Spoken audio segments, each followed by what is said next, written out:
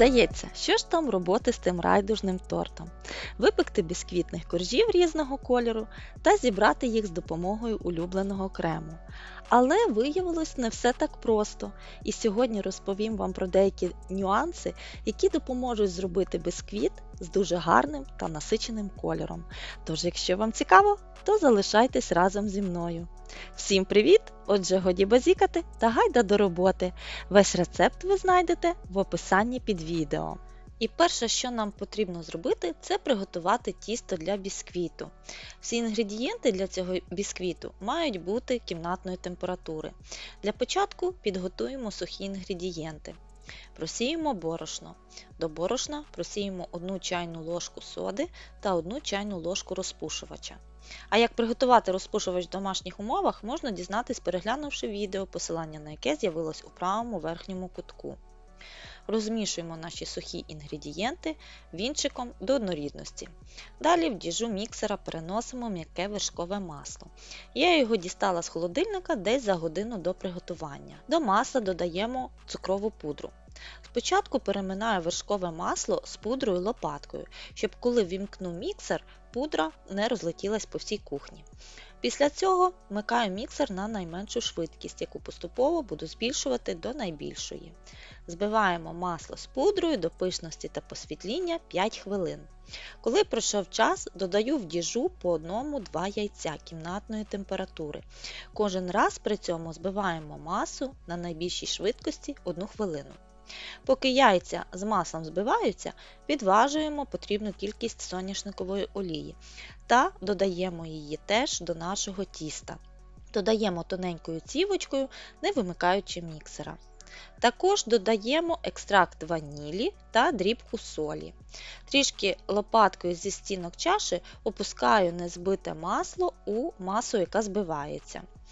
Після цього вимикаю міксер та додаю в діжу другу частину сухих інгредієнтів. Вмикаю міксер на середню швидкість та майже відразу додаю половину кефіру теж кімнатної температури. Декілька секунд перемішую тісто на середній швидкості міксера. Вимикаю міксер та підбираю лопаткою наше тісто зі стінок діжи. Висипаємо в діжу всі сухі інгредієнти, що залишились. Вмикаю швидкість на середню та виливаю в тісто весь кефір, що залишився. Перемішуємо наше тісто до однорідності на найбільшій швидкості буквально декілька секунд. І ось наше тісто готове. Після цього відважуємо, скільки у нас вийшло тіста та ділимо його на 3 частини. В 2 окремі миски я відлила по 300 г тіста, а в діжі в мене залишилась третя частина тіста. А це означає, що з цієї порції тіста я буду пекти 3 бісквітних коржа. В кожну частину вже поділеного тіста додаю різний барвник. Спочатку додавала барвника зовсім трішки, буквально декілька крапель, але цього виявилось замало. Ви зрозумієте чому після того, як дістану готовий бісквіт з духовки. Також обов'язково заздалегідь потрібно вімкнути на 165 градусів духовку, щоб ми ставили бісквіти наші випікатися у вже розігріту духовку. Переношу тісто для бісквіту у форми. У мене 2 кільця діаметром 18 см, одну сторону яких обгорнула фольгою. В моїй духовці поміщається тільки 2 такі форми. Третю частину тіста залишаю на столі чекати своєї черги. Я його прикриваю харчовою плівкою. Час випікання бісквітів в моїй духовці 20 хвилин, не більше. І то для моїх коржів цього виявилось забагато. Мої коржі під час випікання зовсім втратили свій колір. Я, звичайно, трішки засумувала, але ненадовго. І почала шукати інформацію, в чому ж може бути причина. Дещо цікаве знайшла.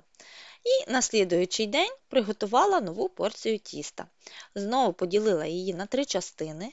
Та ось ми підійшли до першої з причин неяскравого кольору у бісквіті. Це мала кількість барвника. Тож цей раз додаю майже повну чайну ложку гелевого харчового барвника. Це в мене має бути фіолетовий, тому додаю червоний та синій барвник. Та перемішую тісто лопаткою до однорідності. Та тепер буду випікати свої коржі по одному в ось такій конструкції. Це кільце діаметром 18 см, одна сторона якого обгорнута фольгою. Кільце потрібно поставити у якусь металічну форму. А вже цю металічну форму на дечку, в яку потрібно налити гарячу воду. Та ставимо всю цю конструкцію у вже розігріту до 165 градусів духовку. Отже, таким чином ми випікаємо коржі на водяній бані. Це якась індійська технологія випікання. Волога, яка випаровується з води під час випікання, не дає коржу сильно запектись по краям і зберігає колір. Та навіть більше того, робить його ще яскравішим. Час випікання теж зменшила до 17 хвилин. На 15 хвилині вже почала перевіряти бісквіт на готовність шпажкою. Вона має бути суха після виймання. Зверху бісквіт все ж трішки запікся, але коли вирізала його з кільця та зняла фольгу, то була вражена результатом. Вийшов такий гарний та насичений колір. Далі переношу у форму вже синє тісто і теж ставлю його випікатися на водяну баню в духовці. Дечка з водою дуже гаряча, тому не виймала її з духовки. Також слідкуйте за рівнем води в дечці. Один раз за час випікання 3 коржів я підливала воду в дечку. Вода має бути обов'язково гаряча. Таким чином я випекла ще один 3-й корж червоного кольору. Приготувала ще одну порцію тіста та випекла з неї ще 3 коржа зеленого, жовтого та оранжевого кольорів. Коржі, коли охололи, загорнула в харчову плівку та поклала їх на ніч в холодильник стабілізуватися. Саме після цього бісквіт дуже легко розрізається на коржі. Свої бісквіти, для того, щоб вони були максимально рівні, я теж вирішила трішки порівняти. Роблю це з допомогою кришечки товщиною 1,5 см та гострого ножа. Спираючись ножем на кришечку, спочатку надрізаю бісквіт по колу, після цього розрізаю посередині. І вуаля! Такий гарний бісквіт у нас вийшов, з гарним насиченим кольором. Таким чином зрізаємо кришечку у всіх коржів. Тож цей лайфхак з випічкою бісквіта саме для райдужного торта реально працює. Обрізки я поки загортаю в харчову плівку та кладу в морозилку. Із них я збираюся зробити ще один десерт на райдужну тематику. Напишіть, будь ласка, в коментарях, чи цікаво вам би було переглянути відео з цим десертом. Ну а тепер, який же крем краще всього підходить для наших райдужних бісквітів? На мою думку, це крем-чіз на білому шоколаді. На каналі вже є відео з приготуванням цього крему, і посилання на нього з'явилось у правому верхньому кутку.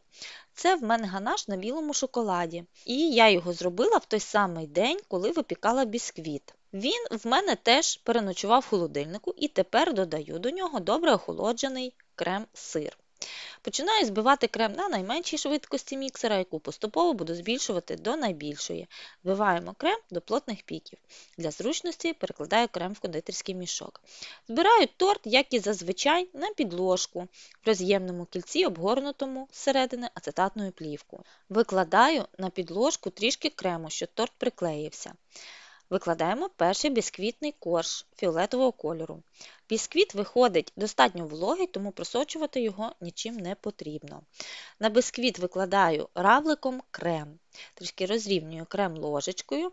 Викладаємо наступний корж синього кольору. Після цього всі наші дії повторюються. Коржі викладаємо відповідно до порядку кольорів у веселці. Зібраний торт накриваємо харчовою плівкою та ставимо на ніч в холодильник просочуватись.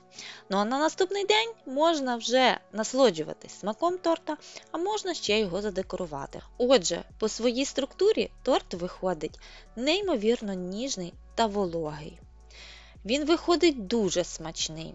Він довершений сам по собі, без будь-яких додаткових прошарків. На вигляд він теж крутезний. Більше нічого говорити не буду, ви і самі все бачите. На мою думку, він просто ідеальний до дитячого свята. Якщо відео сподобалось, Ставте вподобайку, підписуйтесь на канал та натискайте на дзвіночок, щоб отримувати повідомлення про нові смачненькі відео.